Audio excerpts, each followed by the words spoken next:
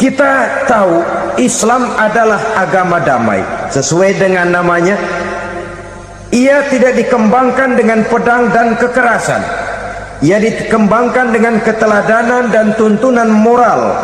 Oleh karena Islam bukan agama kekerasan, Islam pun tidak mementingkan dan mengajarkan kekerasan kecuali dengan alasan yang benar dan bisa dipertanggungjawabkan. Membunuh dengan sengaja, menghilangkan nyawa orang lain tanpa alasan yang bisa dibenarkan adalah merupakan dosa besar dan satu di antara 7 perkara yang bisa mendatangkan kerusakan dalam kehidupan dan yang hendaknya harus kita jauhi. Saudara-saudara kaum muslimin rahimakumullah, beberapa waktu yang lalu di sebuah kota kecil yang indah bernama New Auckland. Saudara tahu New Auckland? Tuh dari Gunung Kidul masih ngidul lagi.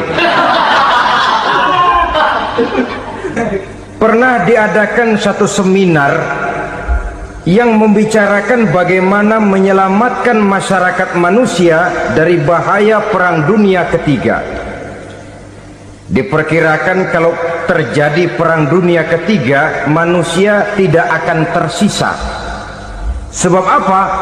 Pada waktu itu cadangan nuklir yang dimiliki oleh bersama Amerika dan Rusia konon sudah sanggup memusnahkan 6 miliar manusia pada saat jumlah manusia baru 5 miliar.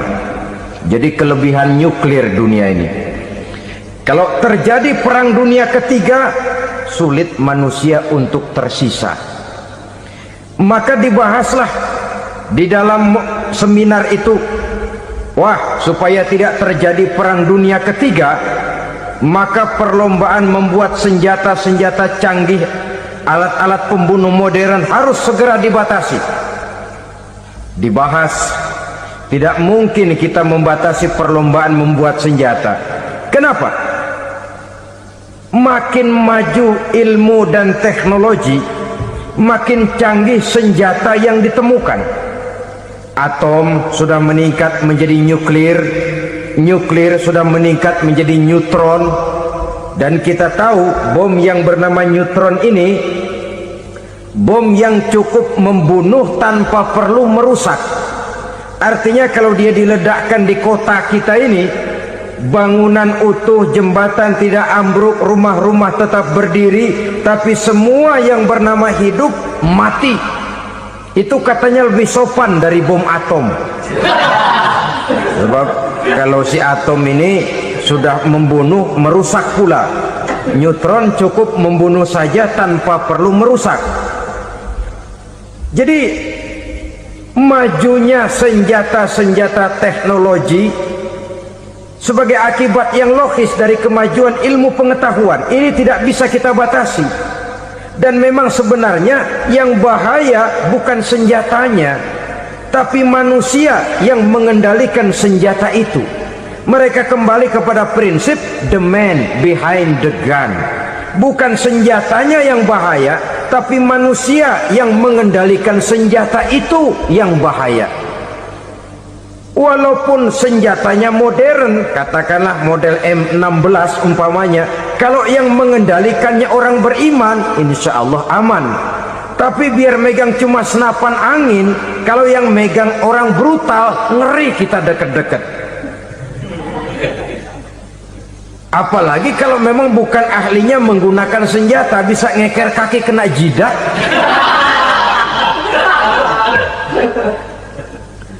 Mereka kembali kepada prinsip lama yang tetap baru. Bukan senjatanya yang harus dibatasi, manusia yang mengendalikan senjata itu yang perlu dibicarakan. Nah, kalau begitu, agar manusia tidak mempergunakan senjata sewenang-wenang, apa yang harus kita lakukan? Ya, manusianya harus bermoral. Ya, tapi moral yang mana? Di dunia ini banyak ajaran tentang moral. Itu pun mudah saja. Di sini kan kita undang saja ahli dari berbagai agama untuk membicarakan konsep perdamaian menurut agamanya masing-masing. Baik, setuju itu, setuju. Maka tampillah para ahli agama, mereka kembali kepada prinsip moral daripada konsep yang terkandung di dalam ajaran agama untuk menegakkan perdamaian. Mula-mula naiklah ahli dari agama Hindu, dibacakan konsep perdamaian menurut ajaran agama Hindu, bahwa untuk damai manusia harus meninggalkan nafsu keduniaannya, menempuh samsara dan sebagainya untuk mencapai nirwana, menjauhi kemegahan dan kemewahan dunia. Ini lalu dibahas, rasanya juga tidak mungkin ini. Kemudian dari agama Nasrani, bahwa untuk damai manusia harus menciptakan sifat kasih sayang. Kalau ditampar pipi kiri, berikan pipi yang kanan. Kalau diberikan selendang, berikan baju. Nanti orang kasihan, lalu dia tidak akan nampar lagi. Ketika ini dibahas, ternyata rasanya pun tidak mungkin bisa diterima. Karena apa? Di zaman sekarang orang ditampar pipi kiri, dikasih pipi kanan. Bukan kasihan, gemes. Damai belum tentu, bonyok udah jelas. Lalu ketika dibacakan konsep perdamaian menurut Quran, di mana disampaikan ayat wa jazaa'u sayyi'atin sayyi'atun misluha faman afa wa aslaha fa ajruhu 'ala Allah. Balasan terhadap satu kejahatan adalah kejahatan yang seimbang, tetapi barang siapa yang memberi maaf dan mencari jalan damai, itulah yang terbaik dan akan mendapat pahala dari Allah Subhanahu wa ta'ala. Kamu tidak salah ditampar pipi kirimu, tampar lagi pipi kirinya sekeras dia menampar pipi kirimu. Nanti orang tidak mau menampar kita karena dia tahu kalau dia tampar kita, dia akan menderita tamparan sekeras dia menampar kita. Akan terjadilah prinsip saling hormat menghormati, tidak saling ganggu, tidak saling usil, tidak saling jahil. Atas dasar ini perdamaian bisa ditegakkan. Mereka bisa menerima konsep ini, tapi kemudian seminar ditutup tanpa satu keputusan resmi. Kenapa? Terus terang mereka kagum dengan konsep Islam, tapi sentimen lama terhadap nilai-nilai Islam telah menutup mata mereka untuk menerima kebenaran dari ajaran Al-Quranul Karim. Saudara-saudara kaum muslimin rahimakumullah, kembali kita kepada persoalan pokok. Roh adalah dari Allah, dia akan kembali kepada Allah, milik mutlak dari Allah. Tidak pantas kita merampasnya dari orang lain. Tidak wajar kita menghilangkannya tanpa alasan yang dibenarkan oleh agama. Di zaman sekarang, akibat persaingan hidup yang makin tajam, lapangan kerja yang makin sulit, tensi ekonomi yang makin tinggi, atau karena nilai moral yang makin rendah, atau juga karena rapuhnya pegangan orang kepada agama, nyawa rasanya sudah sedemikian murahnya. Berbagai kasus membuat berdiri bulu roma kita. Ada mayit, ada manusia dipotong 6, dicincang macam kambing. Ada yang dipotong 5, ada yang dipotong 13, dikardusin, dibuang ke tempat sampah. Inna lillahi wa inna ilaihi raji'un. Gejala apa ini? Kanibalisme. Manusia sudah demikian sadisnya, manusia sudah sedemikian buasnya, sehingga sesama manusia diperlakukan seperti hewan. Padahal hewan sendiri belum pernah macan makan macan, bagaimanapun buasnya macan. Belum pernah serigala memakan serigala, bagaimanapun brutalnya serigala. Tetapi manusia makan manusia di zaman sekarang kadang jadi kenyataan dalam kehidupan kita. Kadang persoalannya remeh saja, soal uang 200 perak, pisau bicara, nyawa melayang. Soal rokok sebatang, celurit bicara, nyawa melayang. Soal-soal yang sama sekali tidak prinsip, begitu mudah kita menghilangkan nyawa orang lain. Padahal Nabi pernah memperingatkan, apabila dua orang muslim sudah berkelahi dan berbunuh-bunuhan, al-qatil wal maqtul finnar, yang membunuh dan yang terbunuh dua-duanya neraka. Sahabat heran, ya Rasul, kalau yang terbunuh Kalau yang membunuh masuk neraka itu sih wajar, tapi yang terbunuh kenapa neraka juga? Beliau menjawab, dua-duanya sudah punya niat untuk saling membunuh. Niatnya itu yang diponten. Yang terbunuh cuman lagi apes aja, keduluan dia. Umpama tidak terbunuh, pasti dia yang akan membunuh. Oleh karenanya al-qatil wal maktul, yang membunuh dan yang dibunuh finnar, dua-duanya masuk ke dalam neraka.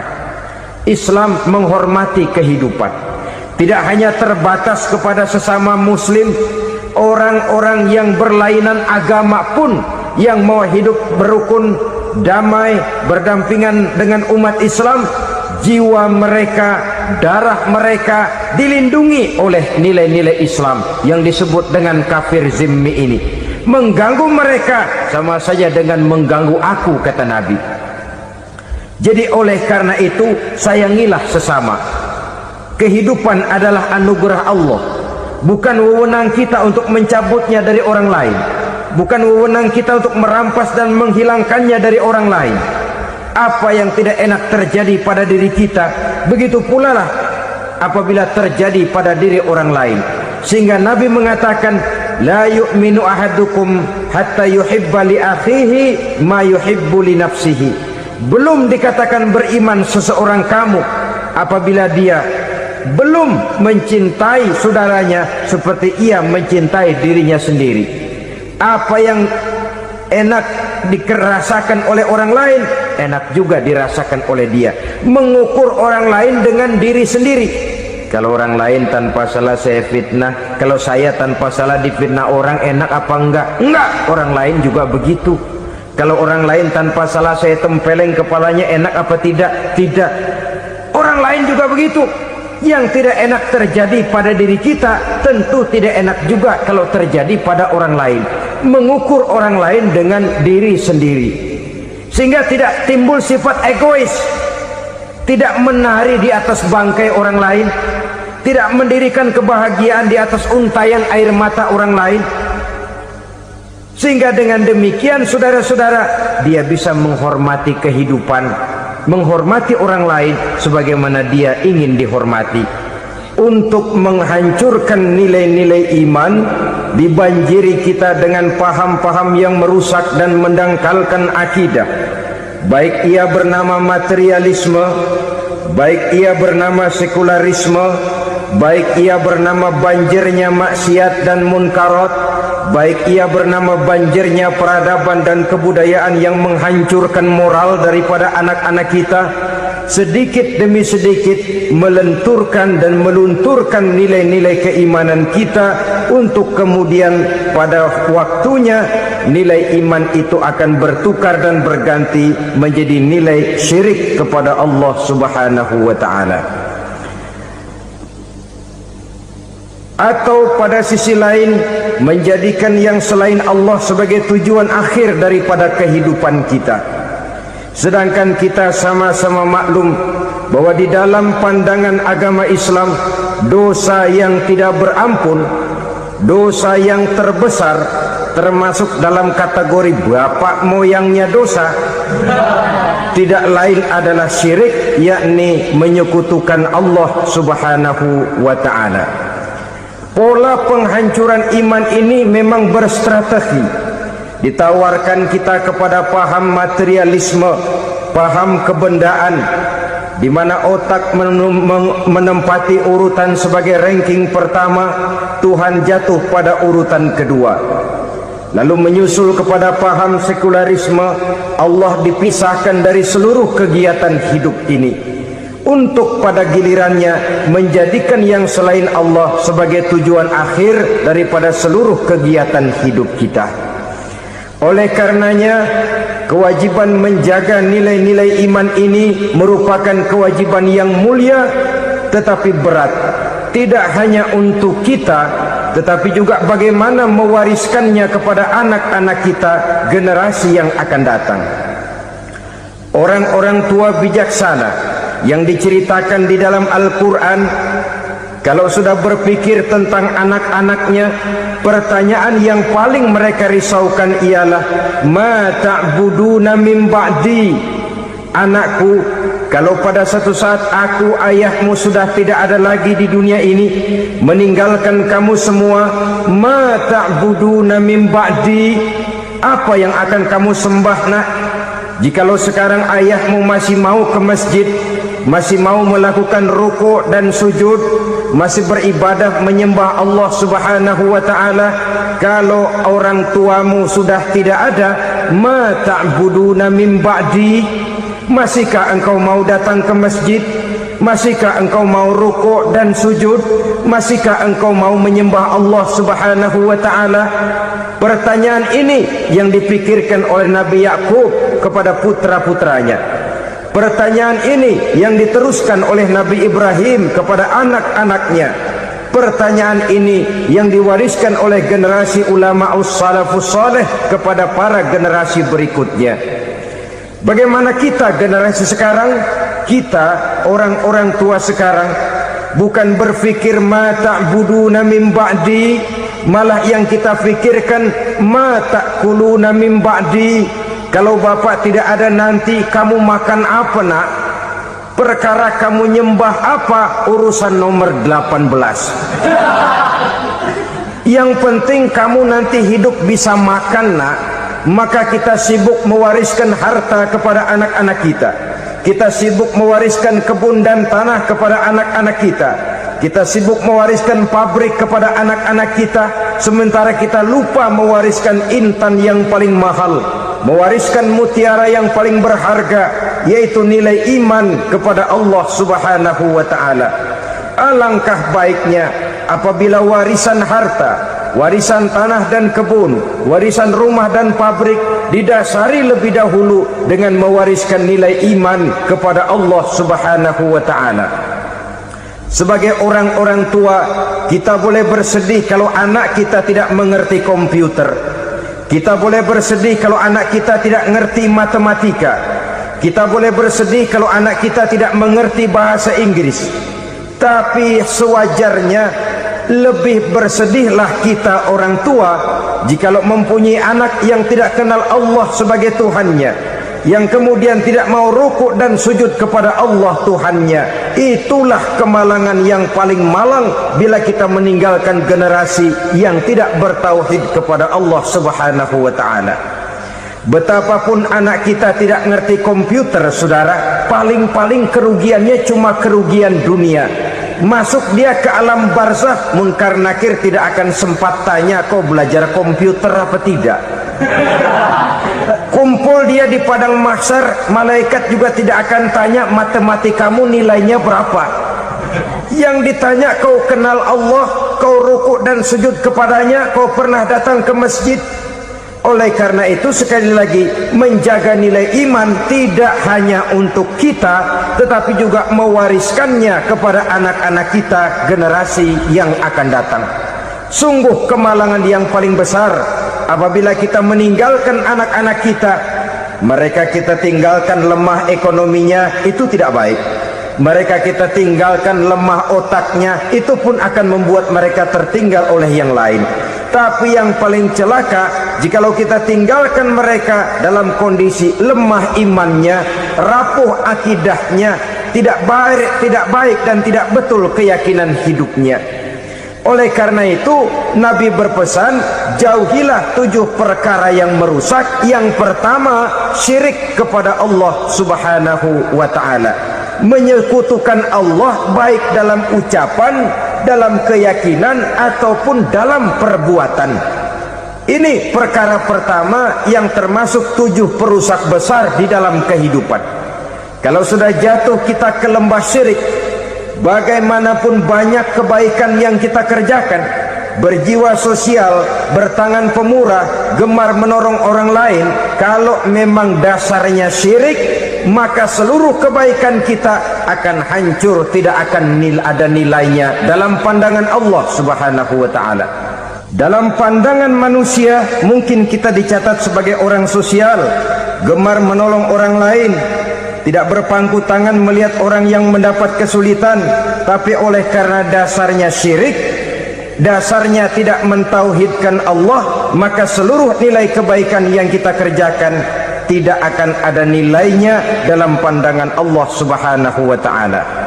Maka jagalah iman kita, jangan sampai dihinggapi penyakit syirik yang bagaimana kecilnya sekalipun. Sekali lagi, baik syirik dalam bentuk ucapan, syirik dalam bentuk keyakinan, sampai kepada syirik dalam bentuk perbuatan, kita berhindar kepada sifat-sifat yang sedemikian itu. Karena apa? Dalam satu ayat Quran Allah Subhanahu wa ta'ala menjelaskan, innallaha la yaghfiru ayyushraka bih wa yaghfiru ma duna dzalika liman yasha. Allah tidak akan memberi ampun kepada orang-orang yang menyekutukannya, tapi Allah masih mau memberikan ampun kepada dosa-dosa yang selain itu bagi orang-orang yang dikehendakinya. Dosa selain syirik, apabila kita bertaubat, Allah masih mau mengampuni. Tapi kalau sudah jatuh ke tempat syirik, itu sudah dosa yang tidak berampun. Taubatnya tidak lain melepas syirik, kembali kepada tauhid, berkeyakinan bahwa hanya ada Allah Subhanahu wa ta'ala, Tuhan satu-satunya yang lam yalid walam yulad walam yakul lahu kufuwan ahad.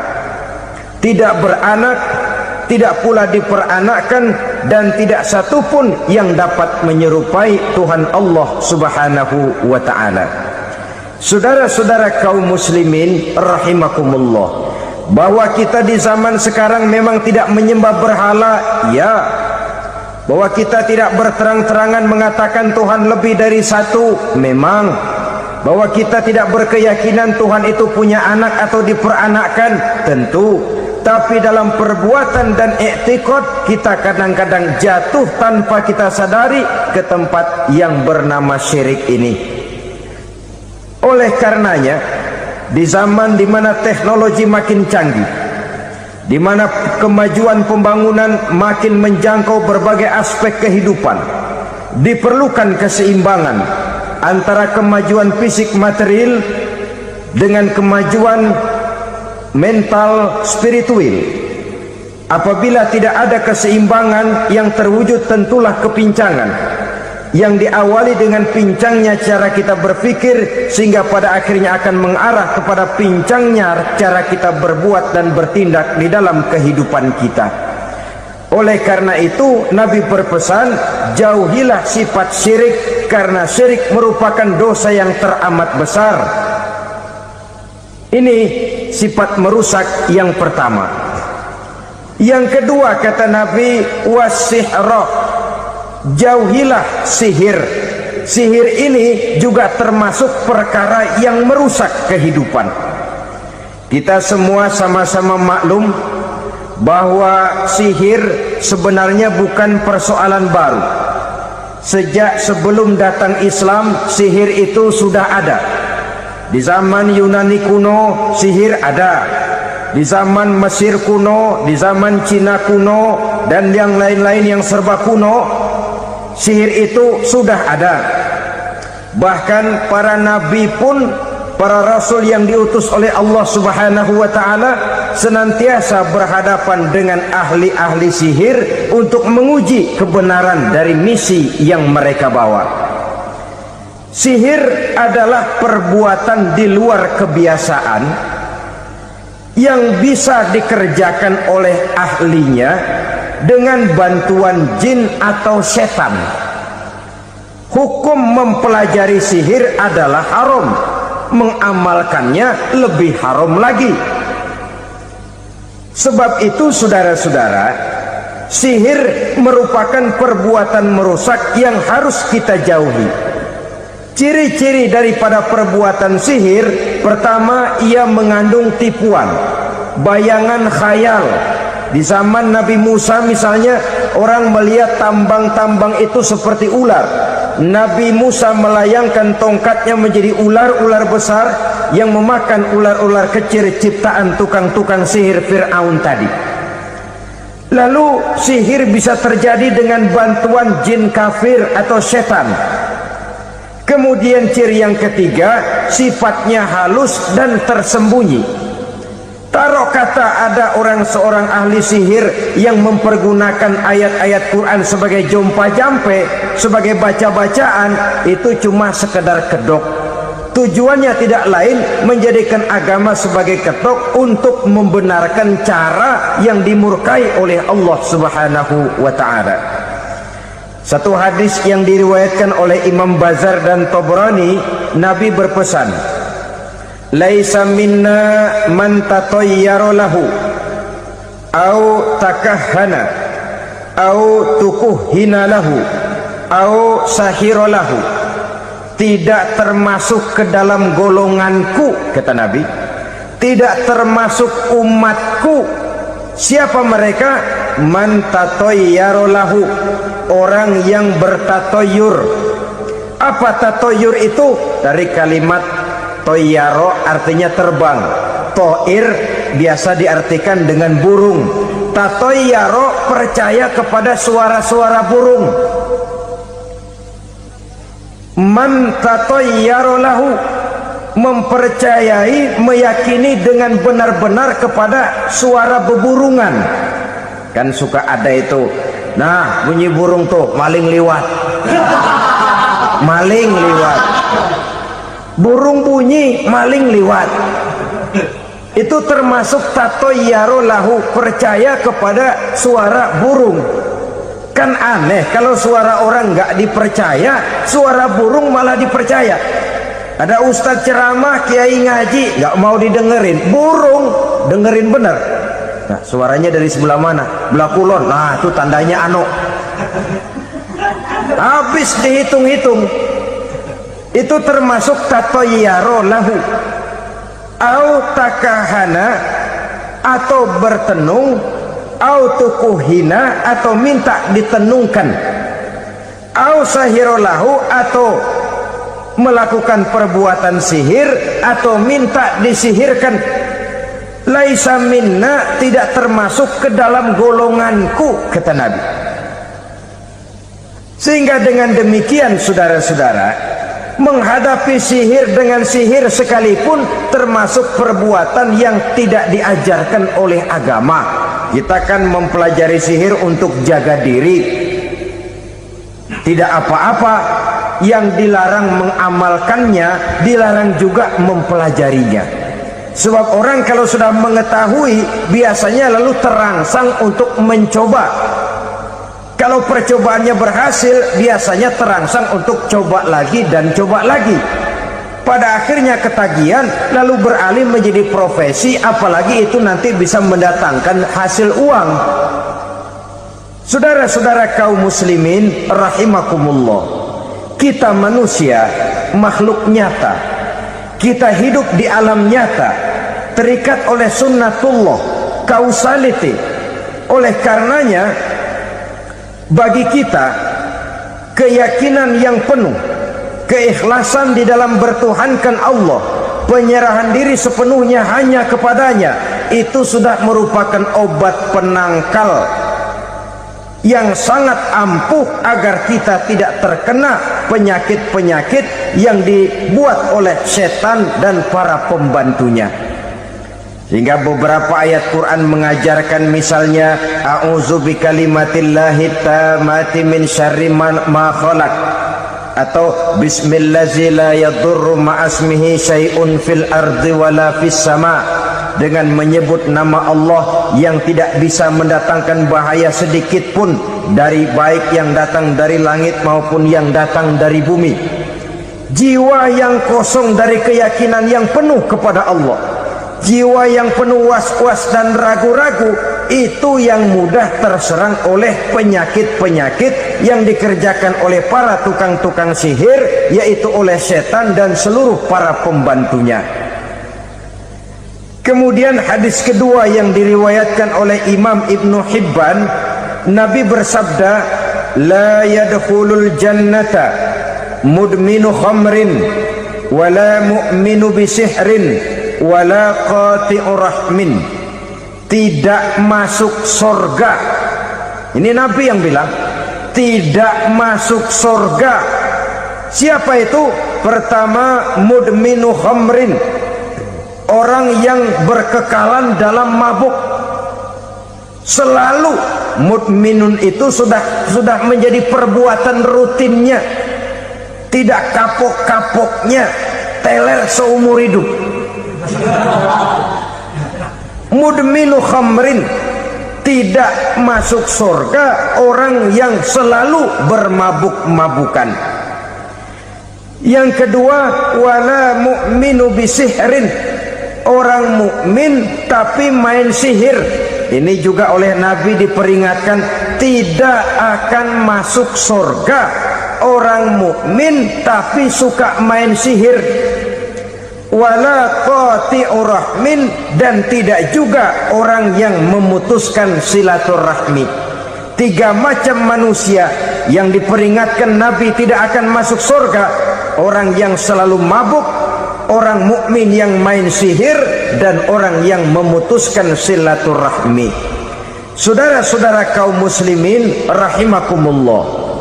Lalu orang berkata, kenapa dilarang kita bersihir? Padahal Rasul sendiri kan punya mukjizat. Nah, kita memang harus membedakan antara mukjizat dengan sihir. Dalam kehidupan agama kita kenal ada yang namanya mukjizat, ada yang namanya karomah atau keramat biasa diucapkan, ada yang namanya maunah, ada yang namanya irhas, ada juga yang namanya sihir. Kesemuanya ini berbeda, saudara-saudara. Yang dinamakan mukjizat itu khusus untuk para rasul saja. Satu kejadian luar biasa yang terjadi dilakukan oleh rasul atas izin dari Allah Subhanahu wa taala. Perbedaannya dengan sihir jelas. Sihir dari setan, mukjizat dari Allah. Sihir bisa dipelajari, mukjizat tidak. Sihir umumnya untuk maksud-maksud yang tidak baik, sedangkan mukjizat untuk memperkuat kebenaran yang disampaikan oleh para rasul dan ditentang oleh umatnya. Bahkan kafir Quraisy dahulu menganggap orang-orang ahli sihir itu berada dalam satu posisi yang hina, sehingga mereka mengatakan Nabi Muhammad dan menuduh Nabi Muhammad sebagai tukang sihir. Tuduhan sebagai tukang sihir adalah tuduhan yang sangat aib dan hina. Di tengah masyarakat kufar jahiliyah, kedudukan tukang sihir dipandang sebagai kedudukan yang hina, sehingga mereka mengejek Nabi dengan sebutan tukang sihir. Jadi mukjizat hanya untuk Rasul saja. Kemudian karomah. Karomah ini asal kata dari karoma, kehormatan, kemuliaan yang diberikan Allah kepada hamba-hambanya yang rajin mendekatkan diri kepadanya. Oleh karena ketekunannya melaksanakan ibadah, Allah memberikan keistimewaan kepada orang itu, yang dengan keistimewaannya dia bisa mengerjakan yang tidak bisa dikerjakan oleh orang lain. Karomah hanya bisa dicapai dengan prestasi ibadah. Kalau sihir, mau ibadah apa enggak, asal dia belajar, bersatu dan berteman dengan setan, memenuhi persyaratan-persyaratan setan, biasanya lalu bisa. Sedangkan karomah tidak mungkin terwujud tanpa orang mendekatkan diri sedekat-dekatnya kepada Allah Subhanahu wa ta'ala. Maka kita lihat biasanya orang-orang yang punya ilmu sihir, mukanya rata-rata nggak enak dilihat. Kumuh, jauh dari air wudhu, jauh dari sujud kepada Allah, malah berteman dengan setan, menjadi pelayan-pelayannya setan. Saudara-saudara, adapun maunah, keistimewaan yang diberikan Allah kepada hamba-hambanya yang belum sampai kepada tingkat wali, tapi orang itu lebih banyak kebaikannya daripada kesalahannya. Umpamanya, saudara jalan bertiga di pinggir jalan, saudara ada pada posisi di tengah, lalu bertiga ini ketabrak mobil. Menurut perhitungan saudara mati lebih dahulu, tapi terjadi hal yang aneh, dua teman saudara mati, saudara malah cuma luka dan lecet sedikit saja. Apa itu? Kalau kita lebih banyak kebaikannya daripada kesalahannya, itu yang dinamakan ma'unah, pertolongan yang diberikan Allah kepada hamba-hambanya yang lebih banyak kebaikannya daripada kesalahannya. Sedangkan yang dinamakan irhas, kejadian luar biasa pada diri seseorang pada waktu dia masih kecil, yang menunjukkan tanda-tanda keistimewaannya. Itu umumnya pada para nabi pada usia kecilnya sudah ada irhas, tanda-tanda istimewa. Jelas baik mukjizat, karomah, maunah maupun irhas berbeda dengan sihir. Sihir ini jelas saja merupakan bantuan dan persekutuan antara manusia dengan setan. Padahal setan, kata Allah dalam Al-Quran, innahu lakum aduwwum mubin, sesungguhnya setan bagi kamu adalah musuh yang sangat jelas. Saudara-saudara kaum muslimin rahimakumullah, di zaman sekarang dalam menghadapi beban kehidupan yang makin pelik, menghadapi stres yang tidak kunjung selesai, menghadapi persoalan-persoalan yang teramat berat, orang sering mencari jalan keluar kepada hal-hal yang menurut pendapatnya bisa meringankan beban moralnya itu. Pergilah dia mencari sesuatu yang dapat meringankan bebannya. Dan tidak jarang yang jatuh ke pangkuan tukang-tukang tenung, ke pangkuan tukang-tukang sihir, yang mereka itu oleh Quran dijelaskan kadzabal munajjimun walau sodaku. Tukang-tukang tenung, tukang-tukang sihir, mereka itu bohong walaupun benar. Maksudnya bohong walaupun benar, artinya kalau yang mereka kerjakan benar, itu sih kebenaran. Benar dengan kebenaran itu lain. Kebenaran, kebetulan bisa, tapi tidak untuk selalu. Apalagi kalau itu sudah membahayakan kehidupan orang lain.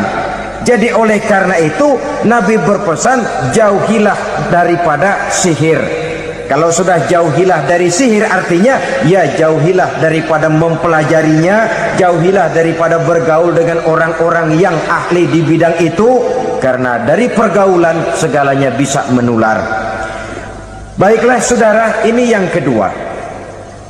Yang ketiga pesan Nabi, wa qatlan nafsil lati harramallahu illa bil haq, membunuh orang lain dengan cara yang tidak benar, membunuh orang yang diharamkan oleh Allah Subhanahu wa ta'ala untuk melakukannya kecuali dengan alasan yang benar.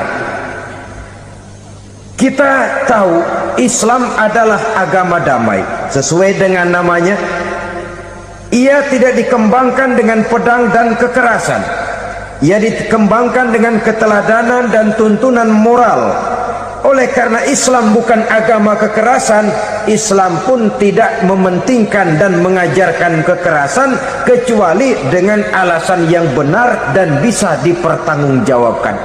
Membunuh dengan sengaja, menghilangkan nyawa orang lain tanpa alasan yang bisa dibenarkan adalah merupakan dosa besar dan satu di antara 7 perkara yang bisa mendatangkan kerusakan dalam kehidupan dan yang hendaknya harus kita jauhi. Saudara-saudara kaum muslimin rahimakumullah, beberapa waktu yang lalu di sebuah kota kecil yang indah bernama New Auckland. Saudara tahu New Auckland? Tuh dari Gunung Kidul masih ngidul lagi. Pernah diadakan satu seminar yang membicarakan bagaimana menyelamatkan masyarakat manusia dari bahaya Perang Dunia Ketiga. Diperkirakan kalau terjadi Perang Dunia Ketiga, manusia tidak akan tersisa. Sebab apa?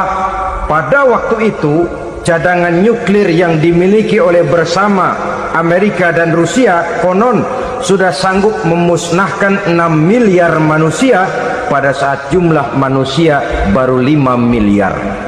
Jadi kelebihan nuklir dunia ini. Kalau terjadi perang dunia ketiga, sulit manusia untuk tersisa.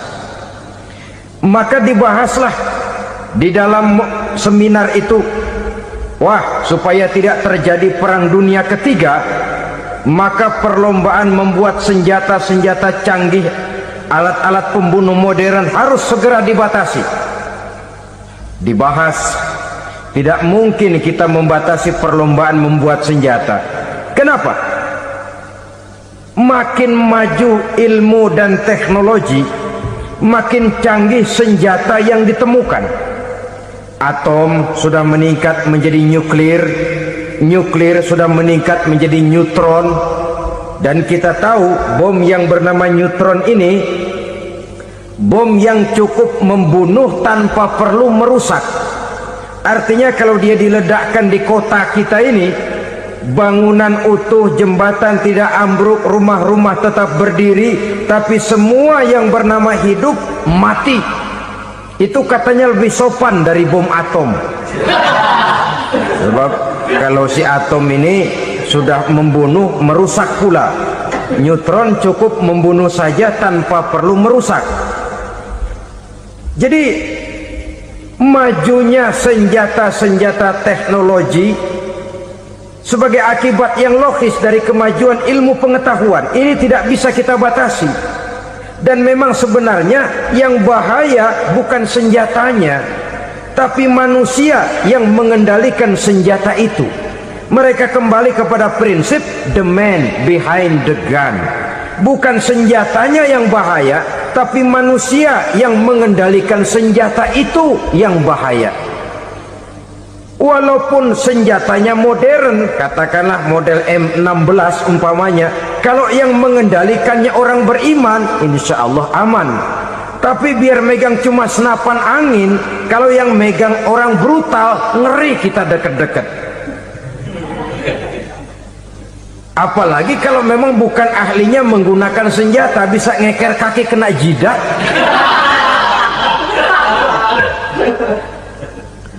Mereka kembali kepada prinsip lama yang tetap baru. Bukan senjatanya yang harus dibatasi, manusia yang mengendalikan senjata itu yang perlu dibicarakan. Nah, kalau begitu, agar manusia tidak mempergunakan senjata sewenang-wenang, apa yang harus kita lakukan? Ya, manusianya harus bermoral. Ya, tapi moral yang mana? Di dunia ini banyak ajaran tentang moral. Itu pun mudah saja. Di sini kan kita undang saja ahli dari berbagai agama untuk membicarakan konsep perdamaian menurut agamanya masing-masing. Baik, setuju itu? Setuju. Maka tampillah para ahli agama, mereka kembali kepada prinsip moral daripada konsep yang terkandung di dalam ajaran agama untuk menegakkan perdamaian.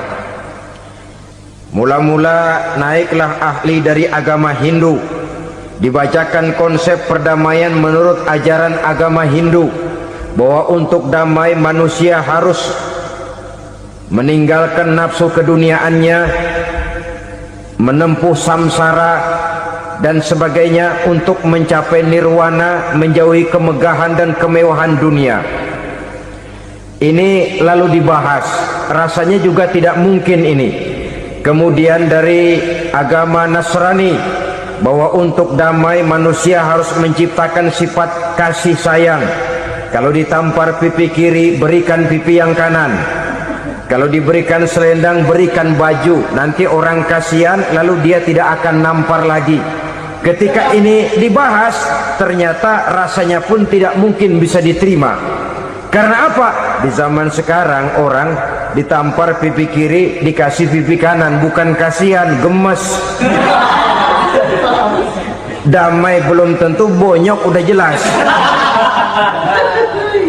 Lalu ketika dibacakan konsep perdamaian menurut Quran, di mana disampaikan ayat wa jazaa'u sayyi'atin sayyi'atun misluha faman afa wa aslaha fa ajruhu 'ala Allah. Balasan terhadap satu kejahatan adalah kejahatan yang seimbang. Tetapi barang siapa yang memberi maaf dan mencari jalan damai, itulah yang terbaik dan akan mendapat pahala dari Allah Subhanahu wa ta'ala. Kamu tidak salah ditampar pipi kirimu, tampar lagi pipi kirinya sekeras dia menampar pipi kirimu. Nanti orang tidak mau menampar kita karena dia tahu kalau dia tampar kita, dia akan menderita tamparan sekeras dia menampar kita. Akan terjadilah prinsip saling hormat menghormati, tidak saling ganggu, tidak saling usil, tidak saling jahil.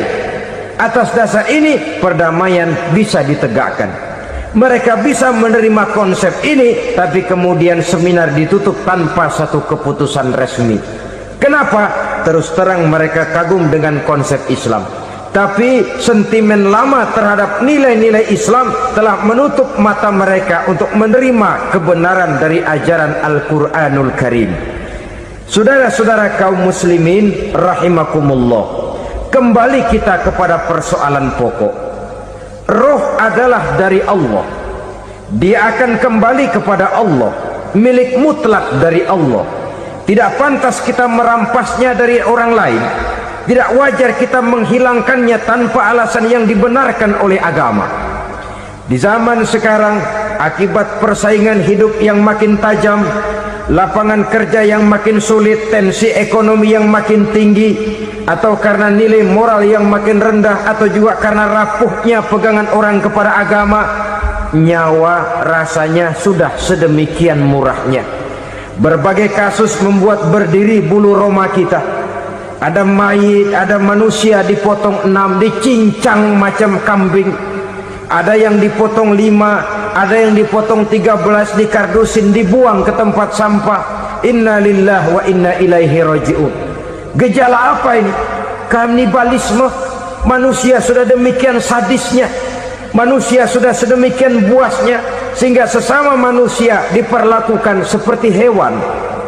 Padahal hewan sendiri belum pernah macan makan macan, bagaimanapun buasnya macan. Belum pernah serigala memakan serigala, bagaimanapun brutalnya serigala. Tetapi manusia makan manusia di zaman sekarang kadang jadi kenyataan dalam kehidupan kita. Kadang persoalannya remeh saja, soal uang 200 perak, pisau bicara, nyawa melayang. Soal rokok sebatang, celurit bicara, nyawa melayang. Soal-soal yang sama sekali tidak prinsip, begitu mudah kita menghilangkan nyawa orang lain. Padahal Nabi pernah memperingatkan, apabila dua orang muslim sudah berkelahi dan berbunuh-bunuhan, al-qatil wal maktul finnar, yang membunuh dan yang terbunuh dua-duanya neraka. Sahabat heran, ya Rasul, kalau yang terbunuh, kalau yang membunuh masuk neraka itu sih wajar, tapi yang terbunuh kenapa neraka juga? Beliau menjawab, dua-duanya sudah punya niat untuk saling membunuh. Niatnya itu yang diponten. Yang terbunuh cuman lagi apos aja, keduluan dia. Umpama tidak terbunuh, pasti dia yang akan membunuh. Oleh karenanya al-qatil wal maktul, yang membunuh dan yang dibunuh finnar, dua-duanya masuk ke dalam neraka.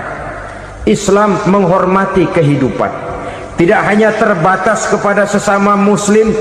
Orang-orang yang berlainan agama pun yang mau hidup berukun, damai, berdampingan dengan umat Islam, jiwa mereka, darah mereka dilindungi oleh nilai-nilai Islam yang disebut dengan kafir zimmi ini.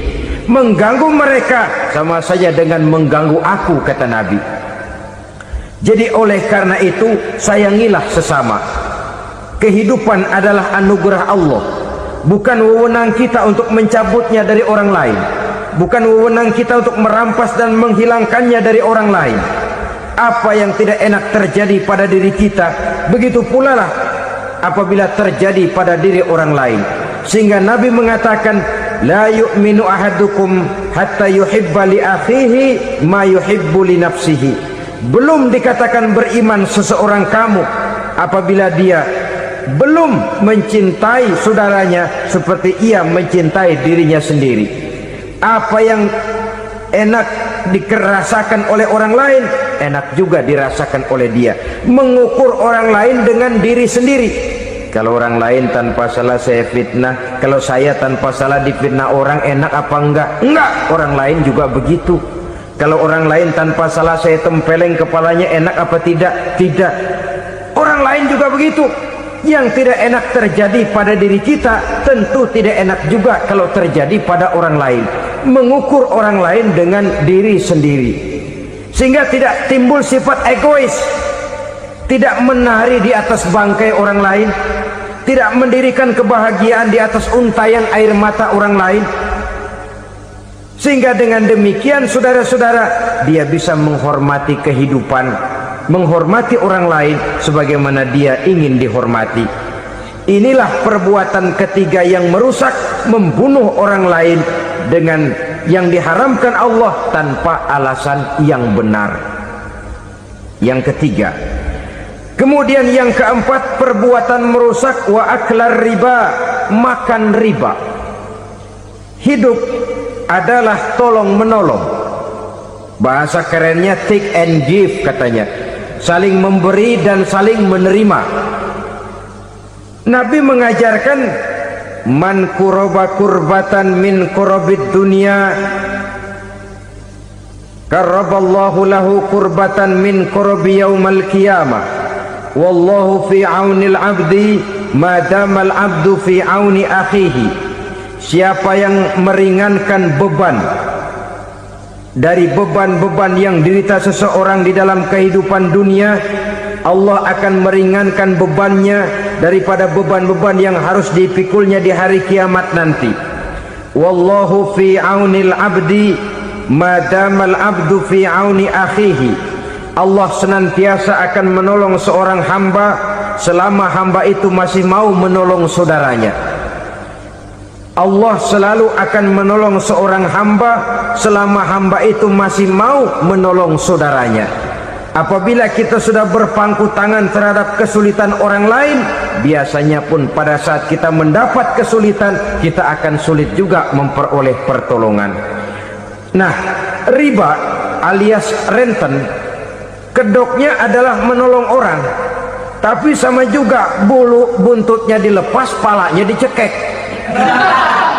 Menolong orang pada akhirnya menjadi beban bagi seseorang. Dan memang mencari orang-orang yang berada dalam posisi kesulitan, biasanya di daerah-daerah di mana musim paceklik, jadi lapangan kerja sulit, sedangkan urusan perut tidak bisa ditunda. Akhirnya orang terjebak ke dalam rentenir, ke dalam riba, ke dalam renten. Bunga berbunga, sehingga satu saat jumlah bunganya bisa lebih besar dari jumlah pinjaman pokoknya. Kemudian kalau juga ternyata tidak bisa dibayar, rumah jadi taruhan. Memang rumah satu-satunya, begitu rumah ditarik mulain camping. Bukankah pada akhirnya akan mewariskan kesengsaraan? Oleh karena itu, kepada kita berusahalah jangan berhubungan dengan rentenir, jangan makan renten dan riba. Kepada mereka yang melaksanakan riba, walaupun mendatangkan keuntungan materi, tapi percayalah, harta yang didapat dengan jalan riba tidak akan membawa keberkahan. Manakala tidak membawa keberkahan, dia tidak akan mendatangkan ketenangan di dalam kehidupan kita. Oleh karenanya, memakan harta riba termasuk perbuatan yang merusak sendi-sendi kehidupan sosial, merusak kehidupan orang lain, merusak kehidupan masyarakat, tetangga, pergaulan dan sebagainya. Yang kelima, wa akla malil yatim, memakan harta anak yatim dengan cara yang zalim. Nih, memang lezat. Anak yatim itu nggak tahu urusan apa-apa. Kita diamanahkan untuk mengurusinya. Kadang-kadang dibentuklah panitia penyantunan yatim piatu. yatimnya mah tetap kelaparan, panitianya yang pada gendut.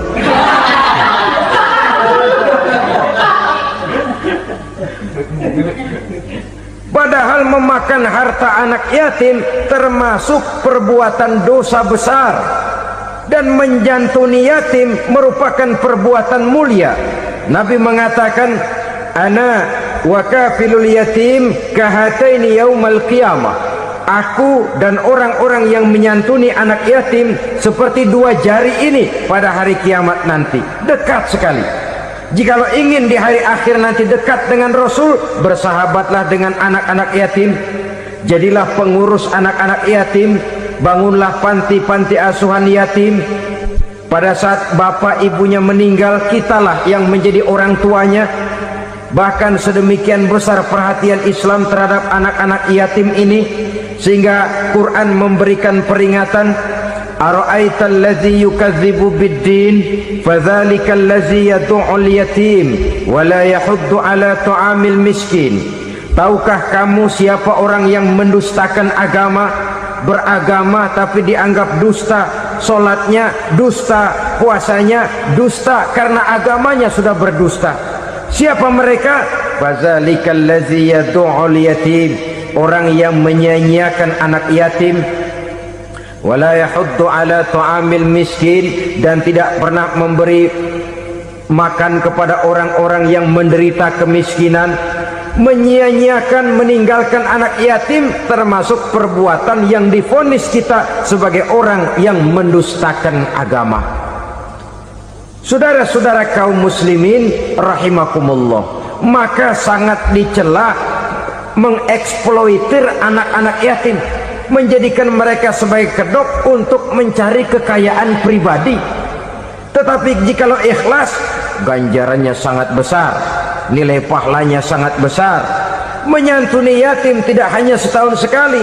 Kalau Muharram pakai istilah lebaran yatim, dibentuklah panitia, diberilah beras, uang 45.000 rupiah, alhamdulillah. Tapi jangan lupa, si yatim tidak hidup cuma satu hari.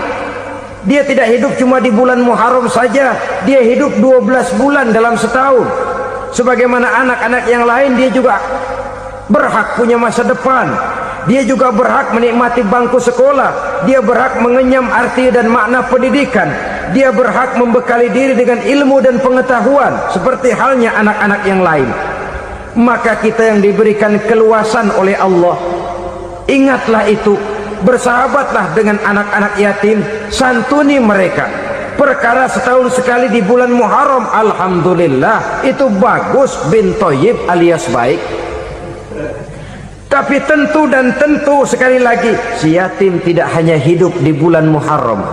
Dia hidup 12 bulan dalam setahun, 24 jam di dalam sehari. Oleh karenanya, menyia-nyiakan mereka pada saat posisi kita memang mampu akan memojokkan kita dalam satu posisi di mana kita dianggap sebagai orang yang mendustakan agama, memakan harta anak yatim dengan cara yang zolim. Bapaknya udah meninggal, kebunnya lebar, anaknya dikelecehin. Nah, dah kamu nggak usah pusing, nanti saya yang ngurus. Akhirnya bukan ngurus, nguras. Si yatim mungkin tidak tahu bahwa dia disia-siakan, haknya diambil, miliknya dizolimi. Tapi Allah yang akan membalasnya dengan seadil-adilnya. Maka makan harta anak yatim biasanya balasannya tokcer bin paten. Nggak banyak selang tempo itu, nggak percaya cobain dah. Nyobain aja kan nggak bayar, umpama memakan harta anak yatim dengan cara yang zolim, ganjarannya biasanya kontan. Kenapa? Ratapan si miskin, untayan air matanya, jeritan kepedihan hatinya, membuka pintu langit, permohonannya diijabah, getaran hatinya didengarkan oleh Allah, maka balasannya biasanya kontan, spontan, tidak menunggu waktu terlalu lama. Itu di dunia, belum lagi di akhirat nanti. Bukankah dalam riwayat Mi'raj diceritakan Nabi melihat di neraka itu orang perutnya sebesar rumah. La haula wala quwata. Itu perut kayak rumah, bagaimana jalannya tuh orang? Dan memang gak jalan, diseret-seret oleh malaikat di neraka itu. Hancur perutnya, amburadul itu perut. Berantakan isinya, dibulatkan lagi, diseret lagi, hancur lagi, dibulatkan lagi. Sampai Nabi tanya, orang itu begitu berat siksanya kenapa ya Jibril?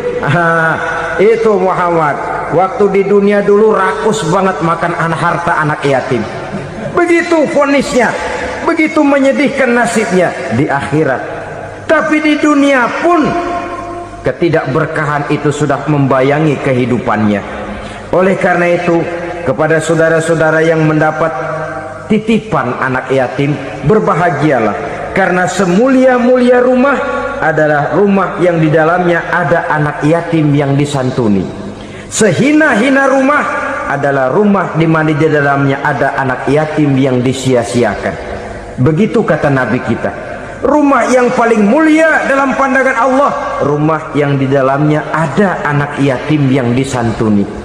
Rumah yang paling hina dalam pandangan Allah, rumah yang di dalamnya ada anak yatim yang nasibnya disia-siakan.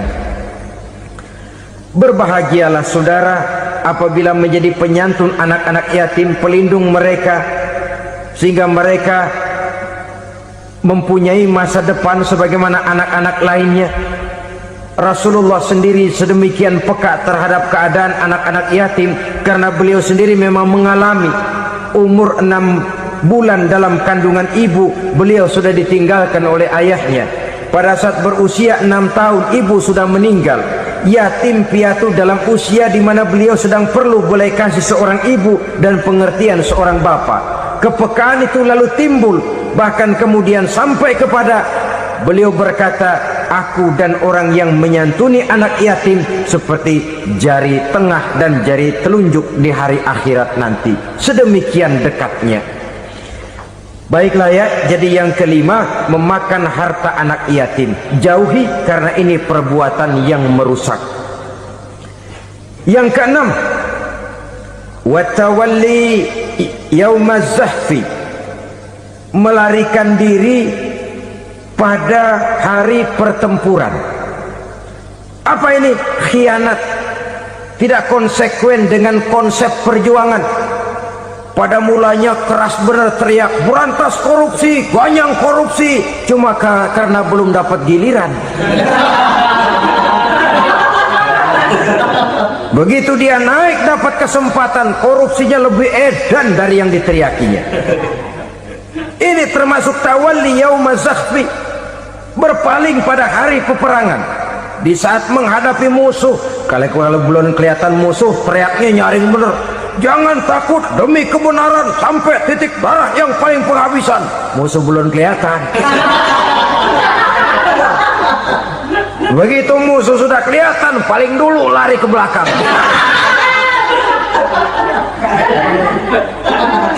Kalau diajak berjuang ada saja alasannya. Sehingga Quran memberikan peringatan kepada kita semua. Mengapa kamu ini berat?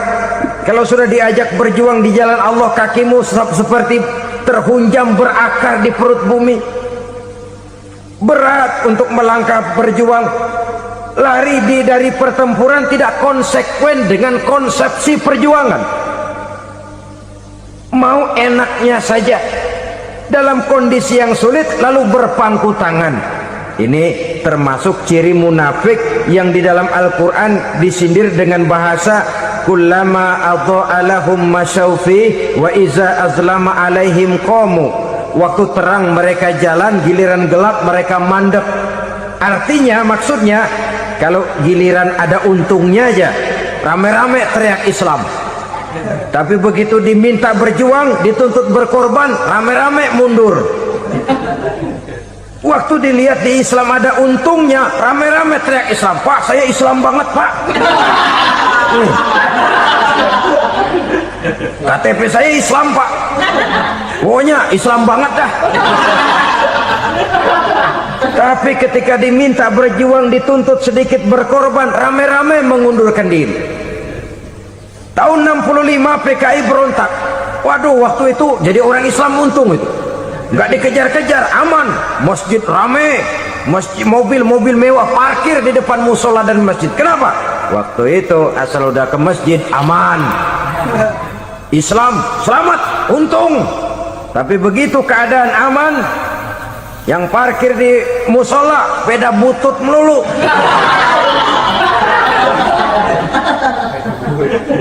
Waktu terang mereka jalan, waktu gelap mereka berhenti.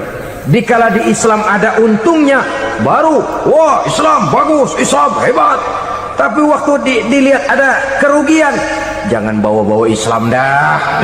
Jangan bicara soal Islam, ini kan bukan soal agama, bukan soal agama. La haula wala quwata illa billah. Beragama kita ambil talfik fiddin, mengambil yang enteng-enteng saja dalam urusan beragama ini.